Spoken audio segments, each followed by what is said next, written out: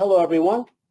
Thanks for joining us today for this special call with Tony Khan to discuss the upcoming AEW Fighter Fest shows and, of course, the historic All In London this Sunday at Wembley Stadium. So just a few quick housekeeping items in the interest of time and giving opportunity to as many people as we can. Let's try to keep your questions one part questions, not two-part questions. Let's try to keep the questions focused on the upcoming shows this week as well. And of course, as Robin mentioned, make sure your phone is unmuted now. So Tony's got a busy day. He's going to have a busy week. Let's go, Tony. Are you ready? And we're going to open it up for some opening thoughts, and we've got you to the top of the hour. Tony? Sounds great. Thank you very much, Jim. Thanks, everybody, for being here. This is the most exciting week in the history of the company. Certainly, it's going to be the biggest event we've ever had, and it feels like the biggest month ever for our business. And it starts tomorrow on Wednesday Night Dynamite Fighter Fest, and it's going to be a very busy week. I'll try to answer as many questions as I can, and I really just appreciate all of you being here. Thanks for doing this. And with that, Jim, please take it away. Okay.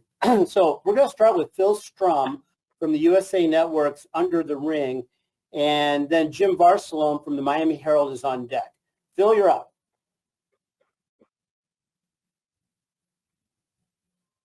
Hey, Phil. Hey, Tony, congratulations on Wembley Stadium and All In. What's happening in wrestling right now is just great to see, and in AEW for sure. I'm interested in learning if you felt Young Bucks versus FTR was ever in jeopardy, and if there was any discipline of Cash Wheeler following his arrest, and also just your thoughts on that match. Thank you. Thank you. Well, first of all, I'll start with my thoughts on the match. I think it's two of the greatest tag teams of all time. I have so much respect for all four men individually and each of the two teams collectively. I think they're both amazing tag teams. I think all four men are great wrestlers, and they have had great matches. When FTR arrived in AEW, it was all about the build towards FTR versus Young Bucks, and that first match was incredible at Full Gear 2020. And for a long time, we wanted to see a rematch. We finally saw it in Boston. It was an incredible match on Wednesday Night Dynamite in April of last year. And the rubber match is something I know I've personally wanted to see for well over a year now. And I know a lot of fans in pro wrestling have wanted to see it. And I thought the perfect place for the rubber match to settle one of this great rivalries in the history of tag team wrestling would be AEW All In. And as for things that have happened outside of the ring, I can't comment on the specifics at this time because I still don't know everything, still learning facts. But based on the information we have, at this time, we're still keeping an eye on that situation. And at this time, I think it's a very inconclusive situation. It differs from other times where we've come in and weighed in on a situation or acted on a situation based on the evidence, because in this case and everything we're looking at, I don't think we have those facts right now. So at this point, I think it's rather inconclusive. But I do very much look forward to the match, and we'll keep an eye out throughout this weekend as long as it's a pending situation at what's happening. Thank you very much. Thanks, Phil. As promised, next up is Jim Barcelone from the Miami Herald. Steve Fall from 10 Count will follow Jim. Jim, you're up. Thank you all so much. And again, congrats on this All In and the ticket sales and attendance. That's amazing, wonderful, and great for everybody. I'm curious to navigate a little bit to TV. Tony, I know you're an analytics guy, and I'm curious. I'm not all into the analytics part of it, so you might be able to give you will be able to get a better aspect. When it's something like college football season coming up and you have the shows like Rampage and Collision Friday, Saturday, do you look at the numbers differently during that, or you don't really take that into account, the different seasons of different events that are on? It's a great question. I definitely think we see pro wrestling affected by the competition at times, and certainly the toughest competition in all of television is football. I'm biased towards football since my family owns one of the 32 National Football League teams, but football is the strongest product on television by far in America, and it's the strongest product in the world. And it'll definitely have an effect on people competing with it. In our case, I believe we can do very well and hold in very strong against that competition. I also believe it'll bring more eyeballs to television on Saturdays, and there's going to be more people watching TV on Saturdays, and we can take advantage of that. But it certainly does create a more competitive landscape whenever there's football on, whether it's pro football in particular or college football. Thank you. Thanks, Jim. Yeah, thanks, Jim. Appreciate that.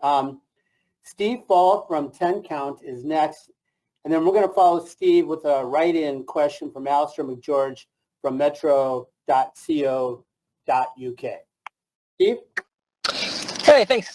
Tony, very pumped for the show this weekend, but how difficult is it for you to put together an all-in card versus an all-out card? Like, who decides on who's going to end up on what card? Because obviously everybody wants to be at Wembley. So is it a difficult decision on where these matches land? Yeah, it's a very difficult decision. I have to make that decision. Very unpleasant, and people absolutely do. You're completely right. Want to do whatever they can do to be on Wembley, but also there's a great show coming up the following week in another market that's hugely important to AEW, and that's Chicago, the United Center. And there'll be a lot of focus on that show. Certainly, as we come out of All In, there'll be a lot of focus on All Out, and certainly with a big spotlight on All In, it'll provide a great opportunity to promote All Out. Also, the live event weekend is really important. We've got a massive ticket gross right now, obviously a massive ticket gross at Wembley Stadium, which is historic, but also one of our best gates at the United Center. We've got a great crowd coming in for All Out on pay-per-view, and that is a great weekend for us to run the event in Chicago. And on the live gate alone, that's going to be a massively profitable event. So a lot of it is about the real estate that we've carved out for ourselves. And now we found something really special to do All In during the bank holiday weekend on August 27th, this Sunday in London, and then come back for Labor Day weekend in Chicago and have another very profitable live event. So I think there'll be people clamoring to be on All Out as well, but certainly the big priority right now and everybody's focus is All In, and it's with good reason because it's going to be a massive event, absolutely, this Sunday. Thanks, Steve. Thanks, Steve. I've got a write-in question here from Alistair McGeorge, which I'll give you in a minute, Tony, and then John Pollock from Post Wrestling will follow. Alistair McGeorge has a pretty simple question, Tony. What kind of a ticket update can you give us for the Wembley show this Sunday? Well, as of now, we have approximately 80,000 tickets distributed and a gate of close to $10 million. And it is historic. It is by far the biggest gate in AEW's history, and this will be the biggest crowd and the biggest gate in the history of pro wrestling in Europe. And that covers a lot of ground. It's going to be one of the biggest shows in the history of the world, and we'll see how the final run-up, what we generate. But I think it's safe to say that there's going to be 80,000 people there this weekend, and there's going to be a historic revenues for AEW, but also should be a historic night for pro wrestling in England and a historic day for all of you back in America. I can't stress enough, it's going to be different than anything we've done for the viewing habits of our pay-per-view audience to have AEW on in this particular window when, normally this would be when NFL is going to be starting on a Sunday, 1 p.m. Eastern, noon Central, and of course 10 a.m. Pacific, very familiar NFL kickoff time to a lot of people. So very much looking forward to that. Thank you. Thanks, Alistair. Okay, we're going to move along. Again, just a reminder, one question per person. We're doing well here. John Pollock from Post Wrestling is next, followed by Amy Nemedy from WrestleJoy. John. Hi, Tony. I just wanted to go back and ask you, when you learned of the situation with Cash Wheeler, was it last week as everyone else did, or were you aware of this back at the end of July when the incident allegedly occurred? Because of the nature of it, I'll be honest. It's not like I've known for a long time what was going on here, but on the other hand, I have tried to gather all the facts and information, and I still think, we don't have all the facts here, and I don't want to comment too much on the situation, but we're still gathering information, and that's what I've been trying to do for the several days. Thanks, John. All right. Thanks, John. Amy Nemedy from WrestleJoy, you are next, followed by Brandon Thurston from WrestleNomics. Amy. Hi, Tony. Congratulations on this historic event with All In. I want to sort of circle back to the first All In. I've noticed that MJF was in the very first match of the first All In against Matt Cross, and now he will be kicking off the show again with Adam Cole fighting Aussie Open for the ROH tag titles. Then he will be main eventing this show as the world champion against Adam Cole, fighting for, of course, the AEW World Championship. I wanted to know, what was your thought process in booking this card? How much did you consider the first All In, and how many tie-ins you could make on this historic show? Thank you for your time. That's a great question. Well, you've opened me up for several things there, Amy. I appreciate it. Well, I definitely was cognizant that MJF had opened the original All In, and he also was in the first match we ever had at the original Double or Nothing, the Casino Battle Royale that he was featured in and involved with Hangman Page. And there was, of course, MJF on the original All In. We also, as we approached this card, absolutely took that into consideration. But really, I felt like MJF Adam Cole is one of the best stories we've ever told, maybe the best story we've ever told on television. And people are very, very excited about it. People want to know what's coming next with Adam Cole and MJF. And absolutely, that has been our focus as a main event. And I was cognizant of MJF's history with All In, and even before there was an AEW, his involvement with that show. There are definitely some callbacks, to the original All In. I've tried to utilize the footage and video packages and referenced it when I first announced the event would be coming to Wembley Stadium. And in addition to using some of those video and referencing the history of the original All In, we've been using the Is All In graphics when we make an announcement that somebody is going to be participating on the card, or if it's multiple people, that they are all in. And I think people have enjoyed seeing that retro feel. I have taken some amusement as people have wondered why the Elite would be in a trios match on All In when the main event of the original All In was a trios match that featured great wrestlers, and we have another Elite trios match with Kota Ibushi in it, and top members of the Elite faction in a trios match. And I thought that was kind of fun because that was also something from the original All In. Absolutely very excited about the card, and there's some great tie-in to the original show. So many people who participated on the first event are going to be a part of this event too. And I was there 5 years ago, and it was a very influential event in pro wrestling. And when I purchased Ring of Honor, one of the things I was very excited about was to own that video in our library now as well. And I'm sure that this event, this coming Sunday, will not only live up to the expectations of the original All In, but take that name, take everything that was built that day, and take it to the next level. Thank you, Amy. Brandon Thurston from WrestleNomics, you are next. Chris Mueller from Bleacher Report, you are on deck. Brandon. Hi, Tony. Thanks for your time today.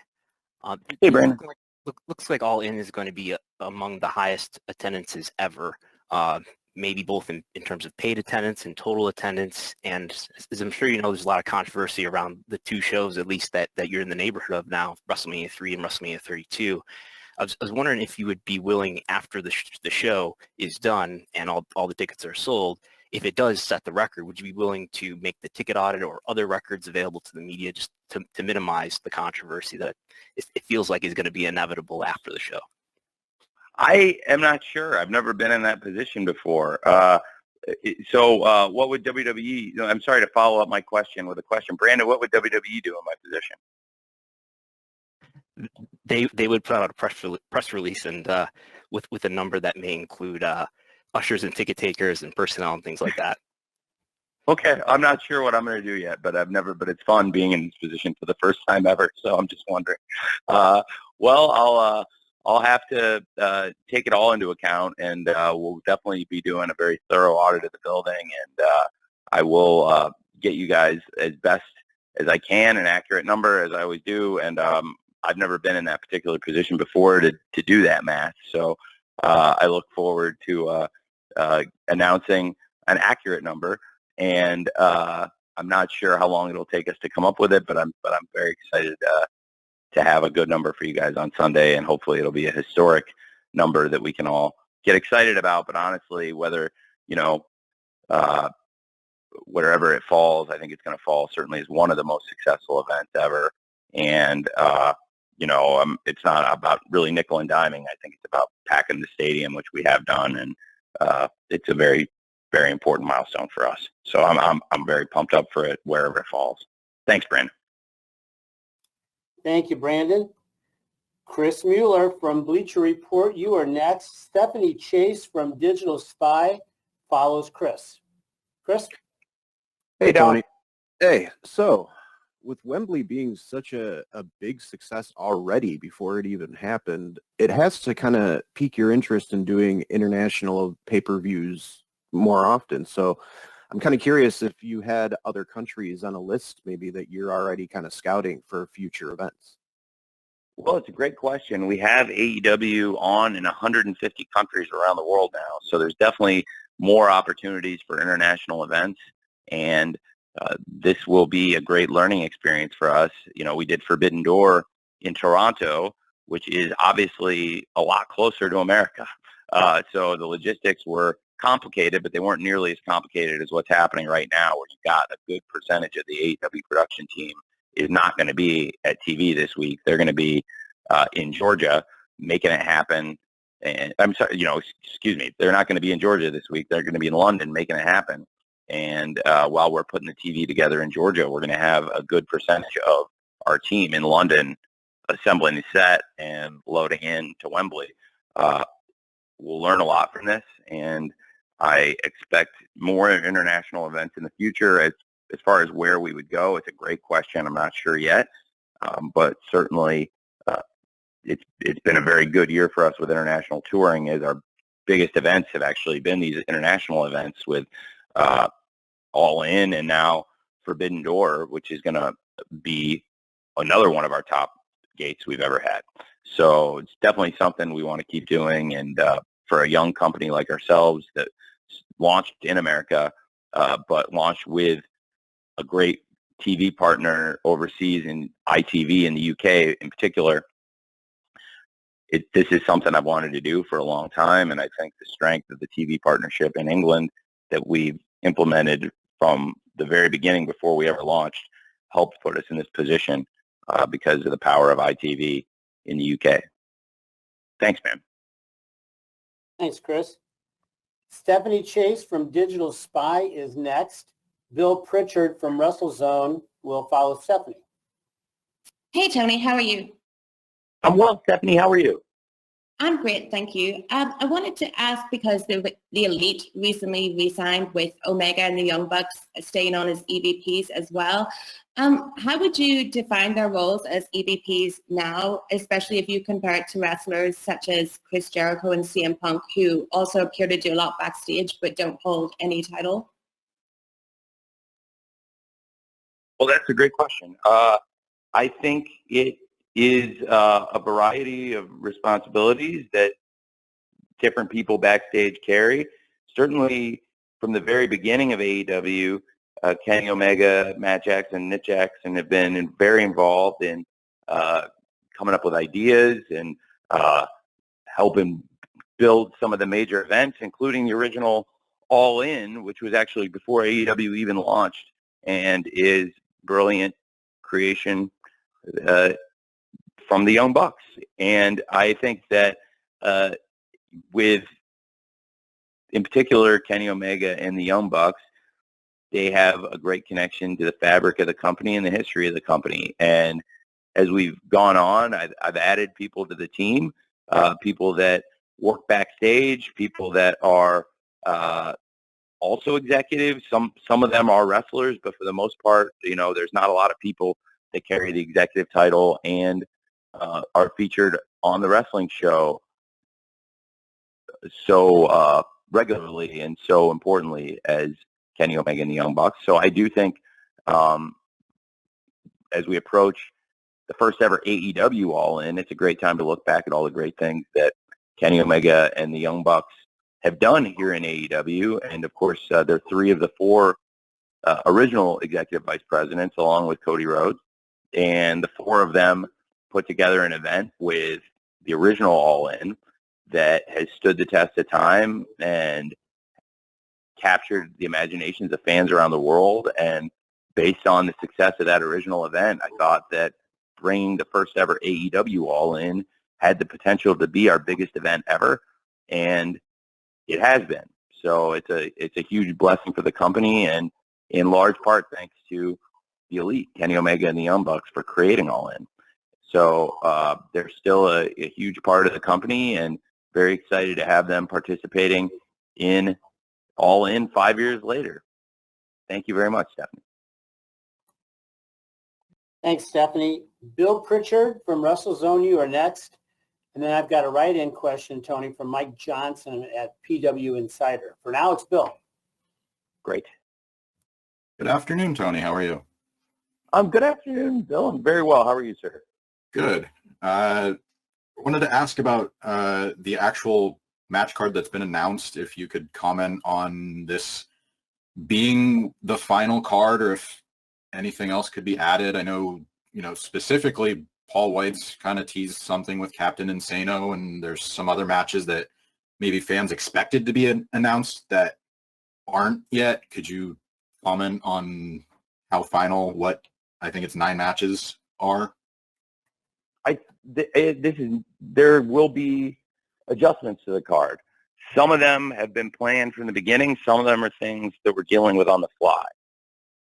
I would love it if the first thing I wrote down months ago for every pay-per-view card was what actually came to life.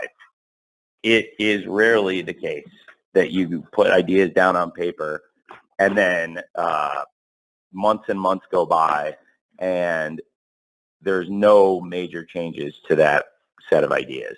I wish that everything in pro wrestling happened in a vacuum and that all of our best ideas, as they played out on paper, didn't get changed up.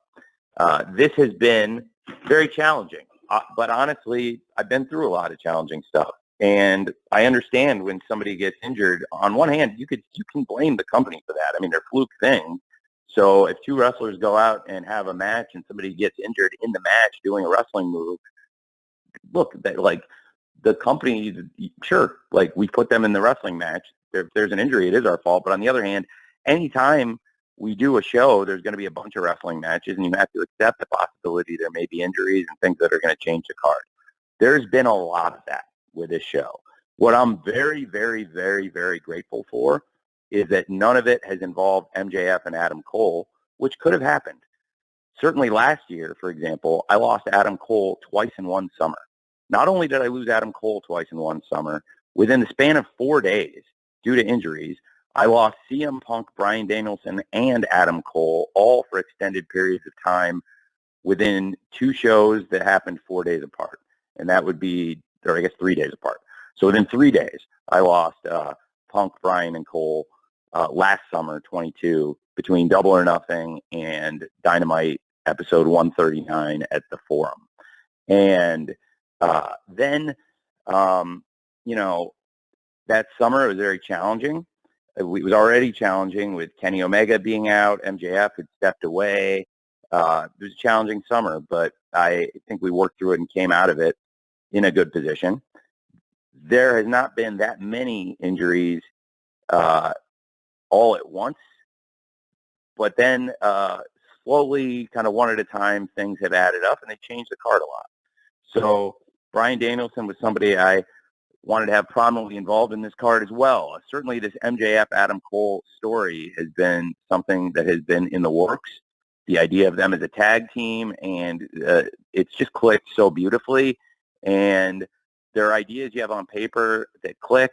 And, I love working with MJF and Adam Cole, and their stuff is going so well. I'm so happy. And that has been a real blessing for the company, and I think a real blessing for this pay-per-view. And I will, as I say this, I am now going to knock on wood 10 times that it stays this way. Now, as of right now, I have no reason to believe, as of now, that there will be a status change to the tag team title match. Obviously, we'll keep an eye on that situation. I'm not saying I'm taking it lightly, but as of what I've seen right now, I haven't seen enough to make the change there, and I'm not expecting to, but I will keep an eye on it, and I'm taking that seriously. But it is also one of the most important matches in the history of the company, and I'm very excited about it. And as it stands right now, I think it's going to be one of the greatest tag team matches we've had, and it's certainly one of the greatest nights we've had. So I believe it's very fitting that we have this huge world championship match, MJF versus Adam Cole, that's been building here in AEW literally for months, and this huge world tag team championship that we've been wanting to see for years with Young Bucks versus FTR, and very excited about both those world title matches. Then there's been a lot of other changes throughout the card. Bryan Danielson, who is such an important part of AEW, I had figured in to be in one of the main matches on this show, and losing Bryan Danielson to any wrestling company at any point in history is going to be just very challenging, as it was when we lost him in the past. It's to a completely different injury, and really a fluke thing that happened in Forbidden Door that nobody could have predicted, and it's nobody's fault. And then we lost two of our top British stars, Jamie Hayter and Pac, who I wanted to both be very prominently involved in this show. I think it's fair to say that they are the top homegrown, in Jamie Hayter's case, female British star, and probably the top signature male British star of the company in Pac, although I wouldn't say it's completely fair to call Pac homegrown, since he had a lot of experience wrestling on television worldwide before he arrived here. But to lose Bryan Danielson, Pac, and Jamie Hayter, that changed a lot of plans. But we knew that they were all probably going to be out in recent weeks and had time to plan for that. Now I'm going to be honest with you about more stuff. I expect more changes. They were not changes I wanted to make or planned to make. I'm not talking about the aforementioned matches, not the World Championship match or even the World Tag Team title match or any of these other matches that I just brought up. There will probably be some other changes to the card necessitated by things happening in the real world. Stuff, in some cases, stuff that's nobody's fault, but stuff that is not related to the world of professional wrestling.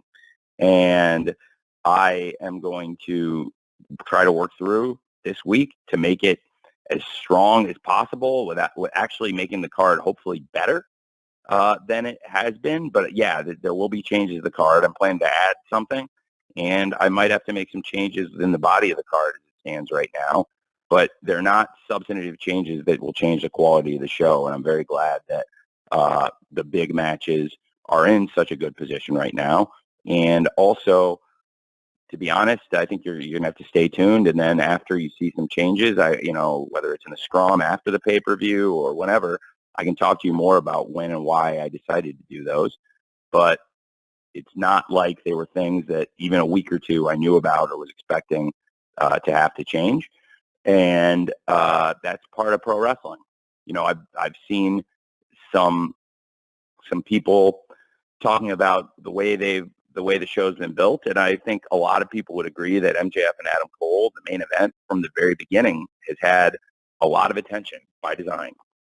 And that has been a bedrock program, and I think with a big wrestling pay-per-view, you want to spend a lot of time building up that main event and have a lot of storytelling. In the case of MJF and Adam Cole, there is a lot of storytelling, and we put up a while back, leading into the MJF and Adam Cole versus FTR tag team match. We had a video we put together that was a kind of a best of or a supercut of all the moments since MJF and Adam Cole first started interacting ahead of their first match, which was a 30-minute draw. And then the things that have happened in the week since as they became an unlikely tag team and very successful and became friends. And as that friendship grew, we followed it closely. It's been really interesting stuff.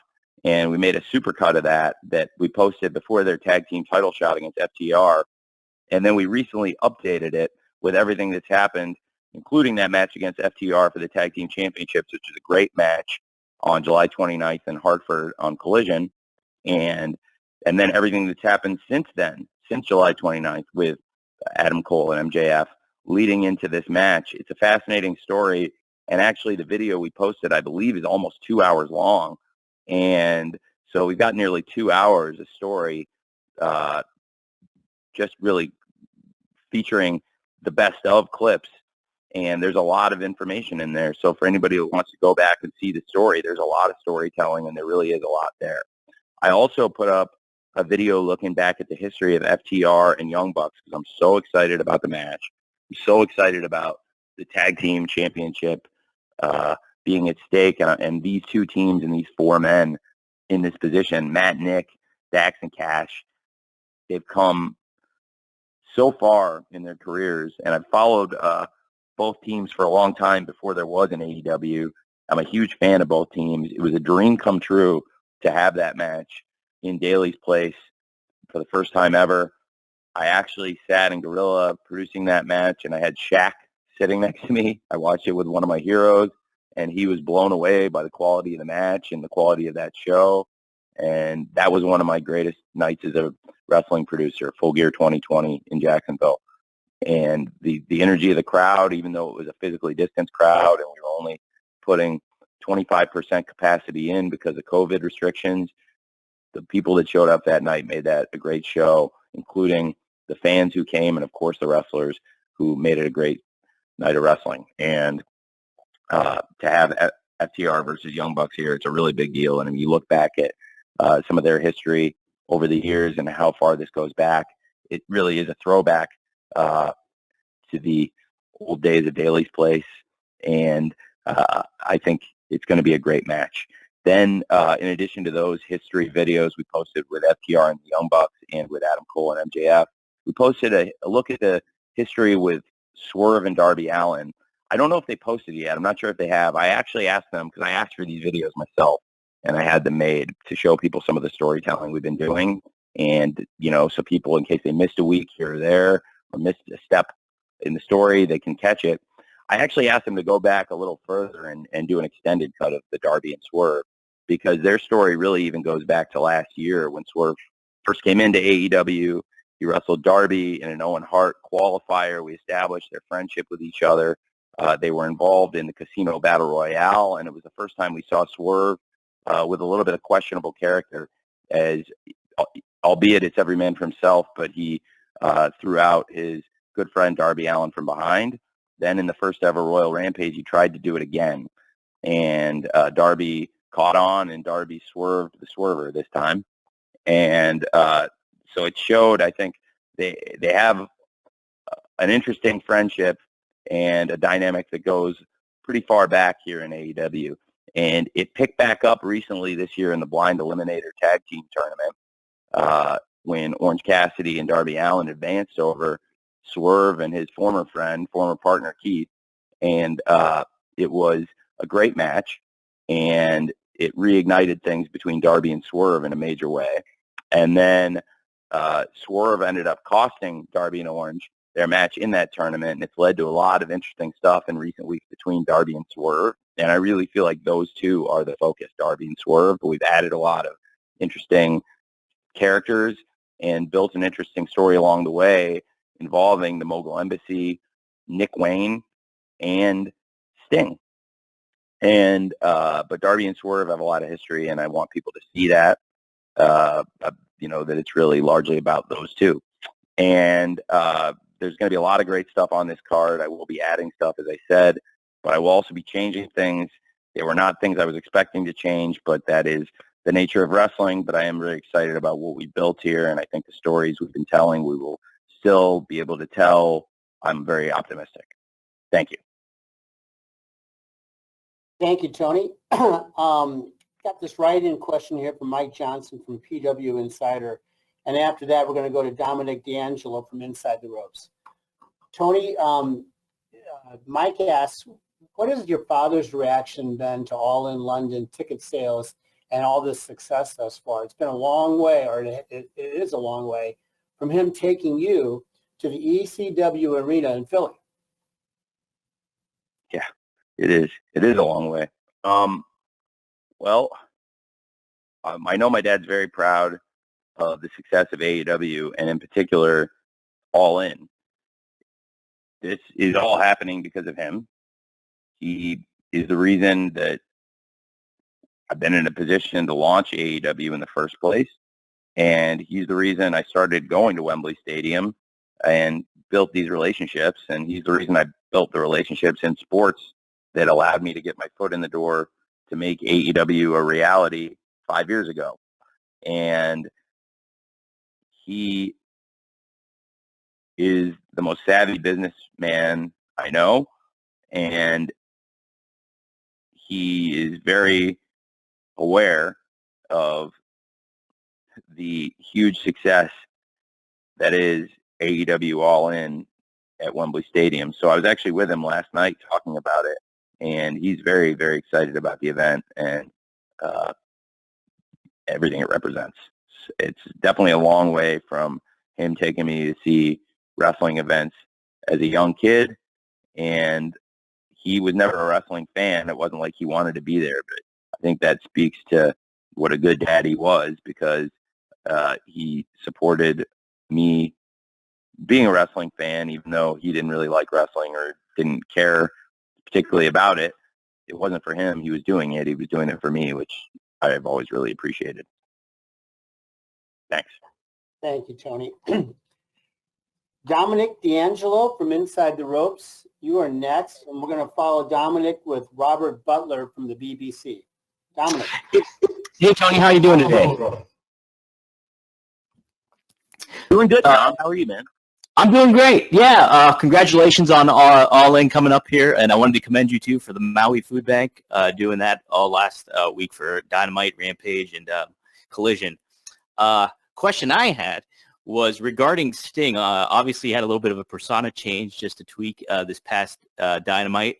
But a lot of speculation early on was that he was going to be, this might have been his final match coming up here. But it looks like he'll be around for maybe a little bit longer. I was curious if you had any further conversation with Sting about a contract situation, maybe extending him or him lingering around a little bit longer for you. I have. Sting is very well aware I would like him to stay as long as he feels physically up to wrestling. And I think he really enjoys doing it. He's having a lot of fun. Sometimes you hit on things in life you think are going to be good and they turn out to be great. And for me, a good example of that is Sting and Darby together. Not just on screen, but off screen too. I've been very, very fortunate that Sting listened to my suggestion when he first was thinking about coming back to the ring, and I suggested that he watch some matches from a young man named Darby Allin and check him out and get familiar with him. And I wanted to introduce the two of them because I thought they could really hit it off, and they have, to say the least. And in the ring and out of the ring, they are an incredible pair. And I'm very excited that this will be one of the great moments in one of the great careers in wrestling. And we've really had some very special moments for Sting in AEW, where I think he'll be able to hold his AEW run up, as these were many of the really special, great moments in my great career. I think Wembley Stadium will be a really important chapter, and certainly Grand Slam, Sting and Darby versus FTR at the original Grand Slam, I think was one of the great matches of Sting's career. And then he went back to New York and had another great match last year against the House of Black. And I really think that so many of the memories we've created here with Sting, I also would include the original Forbidden Door, where Sting and Darby wrestled against the Young Bucks and the Bullet Club.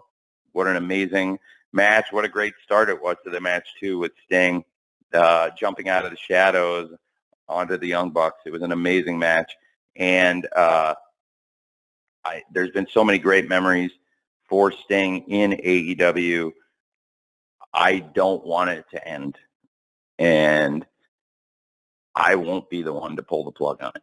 So when the time comes, Sting knows he needs to be the one to say, I don't want to do this anymore, because I'm going to let him go as long as he wants. And I want him to stay as long as he can. And it's so important to me that we let Sting finish his career the right way. And he's on this amazing run in AEW. He's undefeated through all these great matches Sting has had. He's built the best winning streak in all of AEW, which to me is befitting of one of the best wrestlers of all time. Thank you very much. Thank you, Dominic. I want to recognize we had a question earlier from a write-in from Steve Herman from the BBC that I believe you've already answered, Tony, but Robert Butler from the BBC has something for you here next. We're going to follow Robert with John Alba from Fight. Robert? Yeah, thanks very much. I'm sure you're aware of how excited everyone is over here in the UK for this show, Tony. Everyone's so pumped for it. I just wanted to talk about Soraya and the impact she's had on the company, and also the fact that she's got this incredible family from just up the road from Wembley Stadium in Norwich, and I know they're going to be there, and her brother Zach has already been part of AEW television, and I know he's doing all he can to get that big break in America. So talk to us about Soraya and her family's impact on the wrestling world. Absolutely. Soraya is a great wrestler. Soraya is a great part of AEW. She's been here for nearly 1 year now. And certainly today, as it stands, this is the biggest moment of her AEW run. And I think it's a big opportunity in her career, one of the biggest. And Soraya's had a great wrestling career. It's been documented, obviously, on film and in print, and it is the stuff of legend. She's part of a tremendous wrestling family. We're excited to have them as part of the event. Just up the road, maybe a little, I think Carroll Road is quite a drive from Wembley Stadium, as I recall. But nevertheless, it is a drive. It's drivable. And I love Wembley Stadium very much, but the place Soraya's from is lovely as well. I think Norwich is great. I've visited Carroll Road.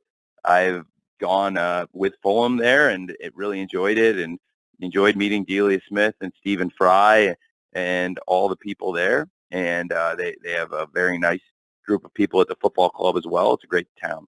Soraya is an amazing story. She's an amazing person, and she's got a great group around her. I think very highly of Soraya and Ruby Soho and Toni Storm, who's also part of this big four-way match for the Women's World Championship that Toni Storm has held twice. And it's a very interesting dynamic what's happening with Soraya and Toni now. And to have the two of them in there, along with two former world champions in Dr. Britt Baker, DMD, and Hikaru Shida, who are arguably the two most successful women's wrestlers ever in AEW. It's a great group. It should be a great match, and certainly there'll be a lot of Soraya's friends and family and fans in the stands on Sunday at Wembley Stadium. Thanks, man. Thank you, Robert. John Alba from Fight, you are next. John will be followed by Michael Shalik from SE Scoops. Hey, Tony. Thanks, Jim, for the time. Thank you, Tony, for the time as well.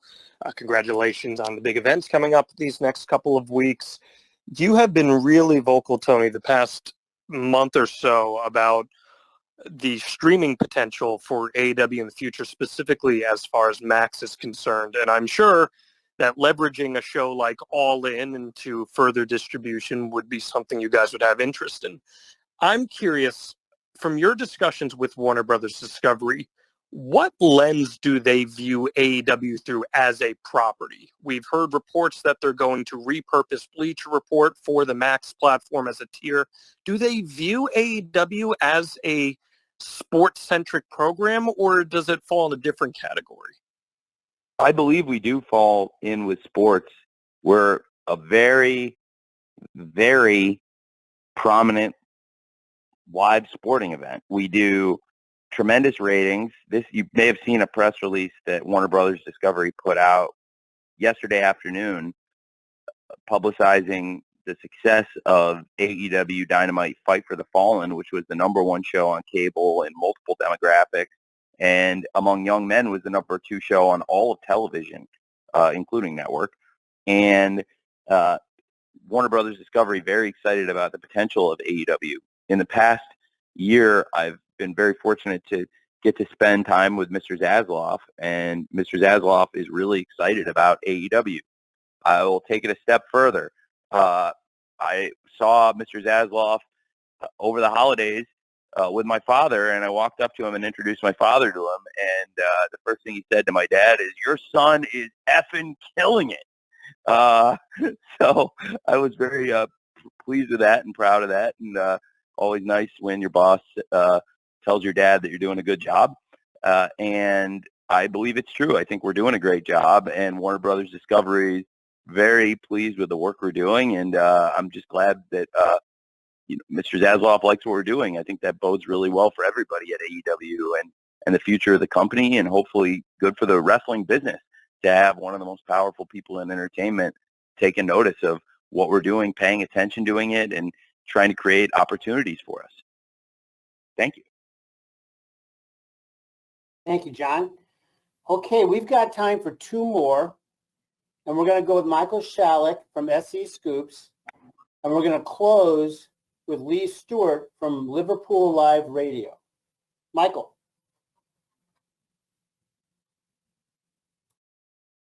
Hey, Tony. Best of luck this weekend. Earlier this month, AEW announced that the Elite has signed new multi-year contracts.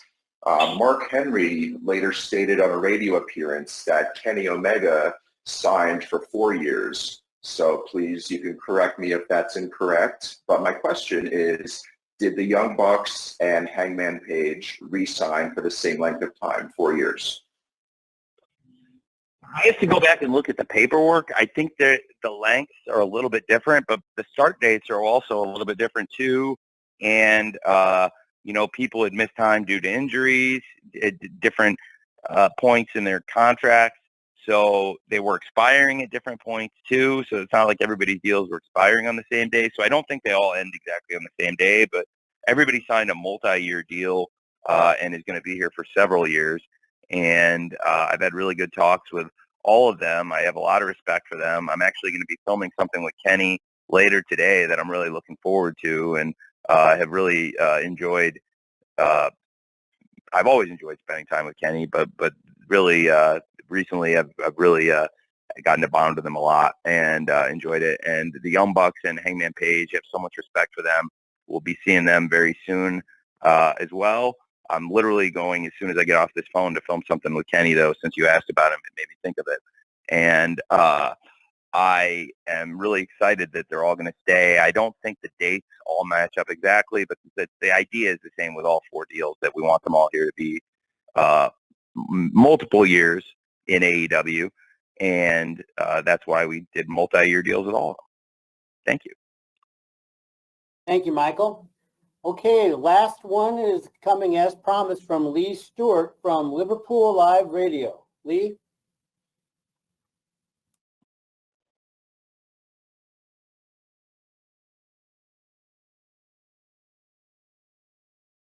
Lee, you need to unmute your line.